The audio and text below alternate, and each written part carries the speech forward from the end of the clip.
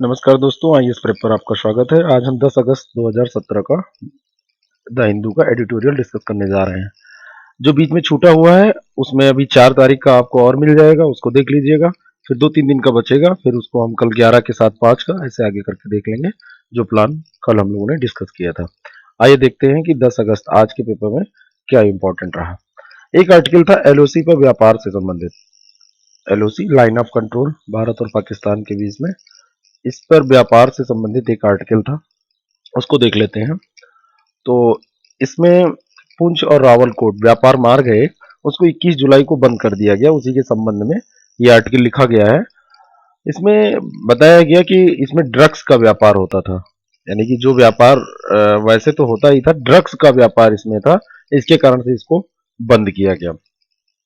और साथ में ये भी आरोप लगाया जाता है यहाँ के व्यापारियों पे कि इन्होंने हवाला का पैसा भी इधर से उधर किया, हवाला का पैसा इस रूट से आता था, ये भी आरोप है इस पे। अब अभी तो एनआईए इसकी जांच कर रही है, नेशनल इन्वेस्टिगेशन एजेंसी जो है हमारी, वो इन्वेस्टिगेट कर रही है। लेकिन ये मुद्दा ये है कि आगे इसको कैसे विनियमित किया जाए, कैसे इसको अच्छे से सुचारू रूप से चलाया जाए। और इन्वेस्टिगेशन के बाद में ये पता चल पाएगा कि आदान प्रदान ये जो रुपए का होता था वो कैसे होता था, कैसे व्यापार ड्रग्स का होता था, हवाला के पैसे कैसे आते थे। लेकिन यहाँ मुद्दा ये बन रहा है कि यहाँ पर अगर जो व्यापार होता भी था तो वो वस्तु विनिमय के द्वारा होता है, ये एक इम्पोर्टेंट बात है। और जब वस्तु विनिमय के द्वारा होता है तो इसमें थोड़ी सी और चीजें जिम्मेदारी बढ़ जाती है कि किस वस्तु के बदले कौन सी वस्तु लेके व्यापार किया जा रहा है। और व्यापार अब पुनः चालू किया गया है तो इसमें ये इम्पोर्टेंट हो जाता है कि चीजों को प्रबंधित तरीके से कैसे आयात निर्यात किया जाए, जिससे कि ड्रग्स और हवाला जैसी चीजों से इस रूट को बचा के रखा जा सके। एक इसमें जो राइटर हैं वो लिखते हैं, ब्रीफ थिंक टैंक की एक रिसर्च है, उस रिसर्च में ब्रीफ थिंक टैंक ने जो सुझाव दिए हैं उसके बारे में इसमें चर्चा की गई है। ब्रीफ थिंक टैंक ने कहा है कि एक ज्वाइंट इन्वेस्टिगेशन टीम बनाई जानी चाहिए इसको विनियमित करने के लिए, इस व्यापार को। इसमें इंडिया और पाकिस्तान दोनों देशों के सदस्य होंगे इस टीम में, और ये व्यापार को इन्वेस्टिगेट करेंगे कि इसमें क्या व्यापार हो रहा है और क्या होना चाहिए, और उस पर अपनी इन्वेस्टिगेशन करेंगे। दूसरा एक सुझाव है कि व्यापारियों के कार्यों की निगरानी के लिए एक मॉनिटरिंग सेल बनाई जाए। इसमें भी ये मॉनिटरिंग सेल भी ऐसी ही होगी, दोनों देशों का इसमें प्रतिनिधि होंगे, दोनों देशों का प्रतिनिधित्व होगा। तीसरा सुझाव है कि दोनों देशों के व्यापारियों के बीच भी एक ज्वाइंट चैम्बर ऑफ कॉमर्स बनाया जाए। ऊपर तो दोनों बातें ये ऑफिसर लेवल की हो रही थी कि ये गवर्नमेंट की तरफ से, लेकिन ये देखिए व्यापारियों के लिए भी एक ज्वाइंट चैम्बर ऑफ कॉमर्स बनाने की इसमें सलाह दी जा रही है। तो ये काफी इंपॉर्टेंट है, यानी कि व्यापारी जो व्यापार कर रहे हैं उनका खुद का भी उत्तरदायित्व निर्धारित हो पाएगा कि वो उनके पास जो माल आ रहा है जा रहा है तो वो खुद भी इसके जिम्मेवार होंगे। और अगला है कि एलओसी व्यापारियों को ट्रेनिंग दी जाए, और ये ट्रेनिंग कौन देगा? जाहिर सी बात है, एक्साइज विभाग के द्वारा ये ट्रेनिंग दी जा सकती है कि कैसे व्यापार अच्छे से सुचारू रूप से वो कर सके। तो ये इंफॉर्मेशन थी एलओसी पर व्यापार के बारे में। तो ये आप कहीं भी इसको पेपर 2 या पेपर 3 में ये पूछा जा सकता है, वहां आप सुझाव के तौर पे ये ब्रीफ थिंक टैंक की जो बातें हैं इसको आप यूज कर सकते हैं, और जो स्थिति है वो आपको पता चल गई। आगे एक आर्टिकल है, ओला उबेर को ध्यान में रखते हुए एक आर्टिकल यहाँ पे लिखा गया है नियोक्ताओं के बारे में, यानी कि जो सर्विस उपलब्ध नौकरी उपलब्ध करवाते हैं लोगों को। तो ओला उबेर से जब कहा गया कि आप जब ऐसी नौकरी उपलब्ध कराते हैं, यानी आप नियोक्ता हैं, एम्प्लॉयर हैं, तो आपको बहुत सारे और से इंतजाम करने चाहिए आपके जो यहाँ नौकरी कर रहे हैं, यानी कि जब आप ड्राइवर्स को नौकरी दे रहे हैं और वह आपका स्टाफ है। तो इन्होंने कहा कि देखिए हम नौकरी तो प्रदान करते हैं लेकिन हम एक थर्ड पार्टी हैं, और हम ऐसा नहीं है कि ये हमारी जिम्मेदारी सारी हमारी बनती है, तो हम एक थर्ड पार्टी के तहत कार्य करते हैं। तो अपने को थर्ड पार्टी इन्होंने बता दिया। देखिए ये पेज थोड़ा सा ये गलत हो गया है, यहाँ पे ये है, तो अपने को थर्ड पार्टी बता दिया। इसमें कोई प्रॉब्लम नहीं होगी, जो मैं वहां पे पीडीएफ डालूंगा तो उसको चेंज कर दूंगा। तो अब यहाँ मुद्दा ये उठता है, देखिए यहाँ पे है कि जब ओला और उबेर नौकरी प्रदान कर रही है तो एक कुछ ऐसा तंत्र होना चाहिए जो इनको नियंत्रित कर सके, यानी कि दोनों लोगों को, एम्प्लॉयर को भी और एम्प्लॉय को भी। अब यहाँ बात जब ये कह रहे हैं कि हम थर्ड पार्टी हैं, तो ये कंपनियां, दिक्कत क्या होती है कि ये कंपनियां जैसे शुरू में जब उबेर और ओला, उबेर जब आई यहाँ पे तो उबेर ने बहुत लालच दिया और कई लोगों ने अपना बहुत सारा पैसा लगा के गाड़ियां इसमें लगवा दी। तब ये शुरू में बहुत ज्यादा मुनाफा भी दे रहे थे, ठीक है, ये रोजगार उपलब्ध करा रहे हैं, लेकिन बाद में इन्होंने क्या किया कि इसको चेंज कर दिया। अब ये पहले कहते थे कि अगर तुम 10 ड्राइव करोगे, 10 सवारियां इधर से उधर करोगे तो मैं तुमको इतने पैसे दूंगा, या फिर ऐसे टारगेट देते थे कि अगर आप 2800 का काम करते हो, एक उदाहरण दे रहा हूं, तो आपको 4,500-5,000 रुपए के बीच में कंपनी से पेमेंट होगा, उसमें 20% कंपनी ले लेगी और वो सॉरी, और आपको मिल जाएगा। लेकिन बाद में इन लोगों ने रूल रेगुलेशन सब अपने चेंज कर दिए।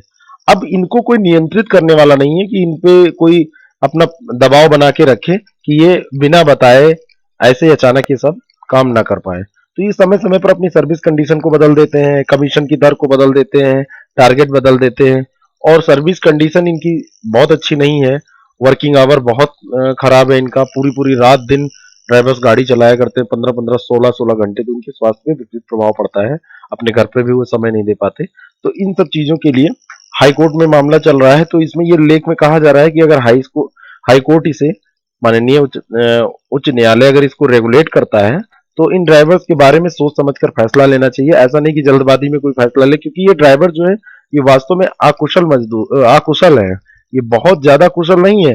हाँ ठीक है, अन्य मजदूरों की अपेक्षा तो ये गाड़ी चला लेते हैं, लेकिन ये अकुशल है, और अकुशल होने की स्थिति में इनको, इनके पास बहुत सारे ऑप्शन नहीं है। तो ऐसा ना हो कहीं इनकी नौकरी ही छीन ले उच्चतम न्यायालय। तो ये ज्यादा कुशल कामगार नहीं, ये ध्यान रखना चाहिए। और साथ ही विशेष ध्यान इनके कार्य घंटों व कंपनियों द्वारा समय समय पर नियमों के जो बदलाव होते रहते हैं उस पर दिए जाने की जरूरत है। तो ये आर्टिकल था, ऐसे ये समय समय पर आता रहता है, हम अपडेट इसको करते रहेंगे। अब एक जो आर्टिकल ये छूटा पड़ा है इसको हम देख लेते हैं। ये आर्टिकल है, इसके बारे में देखिए, ये भारत और अफगानिस्तान के बारे में। अब भारत अफगानिस्तान के बारे में जो ये आर्टिकल है, इसमें आप देखिए कि भारत और अफगानिस्तान के अगर हम एक प्रकार संबंध देखें कि किन किन क्षेत्रों में इनके संबंध है, तो आपको बहुत एक लंबी लिस्ट मिलेगी। हमारे सांस्कृतिक संबंध है सिंधु घाटी सभ्यता से, इसको बताने की जरूरत नहीं है, आप सब जानते हैं, है ना। अफगानिस्तान और भारत के संबंध सिंधु घाटी सभ्यता से जुड़े हुए हैं। सुरक्षा संबंध देखे जाए, सुरक्षा संबंध बहुत इंपॉर्टेंट है। अगर अफगानिस्तान में अस्थिरता होती है तो इसका भारत पर निश्चित प्रभाव पड़ता है, जम्मू कश्मीर में तुरंत प्रभाव पड़ेगा। और पाक पर दबाव बनाने के तौर पे भी अफगानिस्तान का हम समय समय पर उपयोग कर सकते हैं, करते भी हैं। संसाधनात्मक दृष्टि से देखें तो संसाधन से की दृष्टि से भी अफगानिस्तान का महत्व है। हमारा निवेश भी $2 बिलियन का लगभग वहां है। सॉफ्ट पावर्स के रूप में देखें तो बॉलीवुड की मूवीज, म्यूजिक, ये अफगानिस्तान में देखे सुने जाते हैं। तो ये सारी चीजें अपने आप में बहुत महत्व रखती हैं, और वहां की सेना को हमारी सेना ट्रेनिंग दे रही है। ड्रग्स के रूप में देखा जाए तो ड्रग्स, अफीम का बहुत बड़ा उत्पादक है अफगानिस्तान, और अगर हमारे संबंध अच्छे नहीं रहेंगे तो इसका बुरा प्रभाव पड़ सकता है। हमारे यहाँ इसकी सप्लाई करके गलत तलब लोगों में पैदा की जा सकती है, हमारे युवा बर्बाद हो सकते हैं।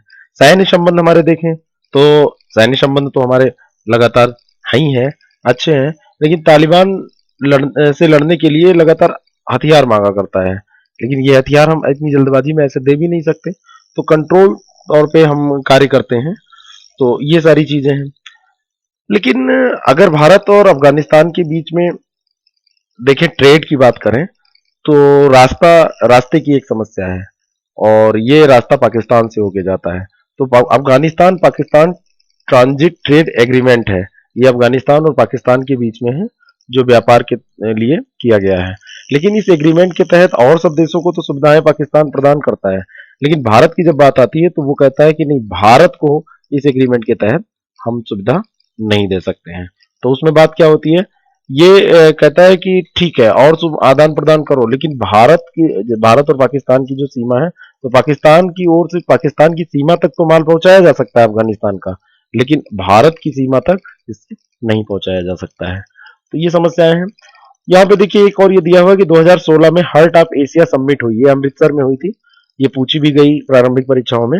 इसको इस्तांबुल सम्मेलन के नाम से भी जाना जाता है। ये सम्मेलन होता है अफगानिस्तान में अस्थायित्व लाने के लिए, इसमें विचार विमर्श होता है। तो इसमें मुद्दा रखा गया कि जो ये समस्याएं आ रही हैं जिसे पाकिस्तान बदमाशी करता है कि हम भारत के साथ ये समझौता लागू नहीं करेंगे। तो इसमें माल के आयात निर्यात, जो माल और सेवा के आयात निर्यात के लिए उन्होंने कहा हम एयर सर्विसेज का उपयोग करेंगे। और अफगानिस्तान ने कहा कि हम अगर व्यापारियों से कहा कि अगर तुम्हारे पास पैसे नहीं है तो केवल ट्रक पे जितना खर्च करते हो वही पैसा दो, और हम इसको अपने मदद करके इसको निर्यात करेंगे, या तुमको मंगाना है तो आयात करेंगे। कुल मिला के हम इसका ट्रांसपोर्ट का काम सरकार ने कहा हम ये करेंगे। भारत भी इसमें सहयोग करने की बात निश्चित तौर पे करेगा। लेकिन ये बहुत बढ़िया से चल नहीं पाया। ये शुरुआत हुआ बहुत अच्छे से, स्वागत वागत इसका किया गया, और लेकिन ये बहुत अच्छे से नहीं है चल पाया, और केवल ये दिखावा टाइप का हो गया कि हाँ बस होना है, लेकिन अच्छे से नहीं हो पाया क्योंकि पर्याप्त वायुयान है ही नहीं है, और इस कारण से समस्या हुई। तो अब यहाँ पे बात ये ध्यान देने की है कि केवल हमको बस मुंह से नीतियां नहीं बनानी है, इसको क्रियान्वित करने की भी कोशिश करनी है। और अगर ऐसी समस्याएं हैं, पाकिस्तान बीच में इंटरफियर कर रहा है, तो हमको भी पुरजोर कोशिश करके इसको एयर सर्विसेज को बढ़ावा देना चाहिए कि हमारी डिपेंडेंसी उन पे कम हो जाए। भारत ने 2 बिलियन का निवेश तो वहां कर रखा है। देखिए ये अगली बात है। अगली बात क्या है, आप अभी देख ही चुके हैं। लेकिन अब कुछ नया नहीं हो रहा है वहां पे, बस निवेश है उतना बना हुआ है, किया है। आगे भी कुछ होना चाहिए ना। क्रियान्वयन की गति भी, जो भी हमारे कार्यक्रम है वहां, उनकी धीमी है। तापी प्रोजेक्ट की बात करें तो तापी प्रोजेक्ट भी रुका पड़ा हुआ है, और जाहिर सी बात है इससे जो भी देश संबंधित है, तुर्कमेनिस्तान, अफगानिस्तान, पाकिस्तान, इंडिया, सबको लाभ होना है। लेकिन इसको आगे बढ़ाना चाहिए, ऐसे अस्थायित्व से काम नहीं चलने वाला है। पेपर 2 के लिए टॉपिक इंपॉर्टेंट है, आप इसका उपयोग वहां कर सकते हैं। अगला और अंतिम आर्टिकल हम देखते हैं आज का। तो ये विज्ञान मार्च को लेके है। तो ये अप्रैल में विश्व के कई शहरों में विज्ञान मार्च किया गया, और ये साइंस मार्च था। तो इसमें जाहिर सी बात है वैज्ञानिकता को बढ़ावा देने के लिए ये मार्च था। और भारत में भी 9 अगस्त को यानी कल और ये विज्ञान मार्च किया गया। तो या इसके जो यहाँ पे आयोजक थे, उन्होंने इसको बताया कि ये अंधविश्वासों के खिलाफ है और साइंटिफिक सोच का विकास हो, यानी कि वैज्ञानिक सोच का विकास हो, इसलिए हम लोग ये कर रहे हैं। इन्होंने सरकार के सामने 4 मांगे रखी, जो इस लेख में लिखा हुआ है। इन्होंने कहा कि जीडीपी का शिक्षा और विज्ञान पर अभी 6% खर्च होता है, इसको बढ़ाकर 10% कर दिया जाए। और धार्मिक अगली मांग थी कि धार्मिक असहिष्णुता, वैज्ञानिक व अस्पष्ट ज्ञान के प्रसार को रोका जाए। और अगला इनका था कि शिक्षा वैज्ञानिक साक्ष्यों पर आधारित होनी चाहिए। ये एक इन्होंने डिमांड की कि जो शिक्षा होनी चाहिए वो साइंटिफिक एविडेंसेस पे बेस्ड होनी चाहिए, और नीतियों का निर्माण वैज्ञानिक आधार पर हो। बार बार ये हर चीज में जोर दे रहे हैं कि जो जो भी कुछ भी किया जाए वो सब वैज्ञानिक साक्ष्यों, एविडेंस पे किया जाए। तो जो ये इसके राइटर हैं वो इस बात की आलोचना कर रहे हैं, कह रहे हैं कि ये जो ये मांग करते हैं ये लोग, वैज्ञानिक हों या फिर ऐसे मार्च करने वाले लोग, तो इनको फिजिकल पॉलिसी के बारे में कुछ पता होता नहीं होता है कि कैसे फिजिकल पॉलिसी होती है और कहाँ कैसे किस चीज को इम्प्लीमेंट किया जाता है, बस ये मांग करने लगते हैं। समस्या शिक्षा में गुणवत्ता की है, न कि धन की। धन तो ऑलरेडी पहले से ही ज्यादा खर्च किया जा रहा है, और समस्या है अच्छे गुणवत्ता युक्त टीचर नहीं है, स्टाफ की कमी है, और जब अच्छे टीचर ही नहीं होंगे तो वो कहाँ से अच्छे से पढ़ाएंगे। तो इन सारी चीजों की जरूरत है, जबकि ये बार बार धन की मांग कर रहे हैं। अगला ये कह रहे हैं कि वैज्ञानिक विचार कर रहे हैं, वैज्ञानिक विचार पे नहीं होना चाहिए, सब वैज्ञानिक होना चाहिए। तो ये अवैज्ञानिक विचार को बता क्यों नहीं रहे हैं कि ये है क्या, और ये मांग करने वाले बताएं। ये तो ठीक वैसे ही बात हुई जैसे जो दक्षिणपंथी लोग हैं वो धर्म धर्म धर्म चिल्लाया करते हैं, लेकिन वो धर्म को बताते नहीं है कि वास्तव में धर्म की है क्या। ठीक वैसे ही इसकी भी बात ये कर रहे हैं। अगली बात ये आलोचना कर रहे हैं कि प्रत्येक नीति वैज्ञानिक साक्ष्यों पर अगर आधारित होगी तो बहुत सारे विषय का अध्ययन हमको बंद कराना पड़ेगा यूनिवर्सिटीज में या क्लासों में। तो जैसे संगीत है, इतिहास है, सब चीजों को तो वैज्ञानिक एविडेंसेस के आधार पर सही नहीं ठहराया जा सकता ना। सामाजिक विज्ञान है, बहुत सारी चीजें हैं, तो ये बंद कर देनी पड़ेगी। तो क्या ये उचित होगा? ऐसा नहीं हो सकता है कि केवल साइंस ही पढ़ाई जाए।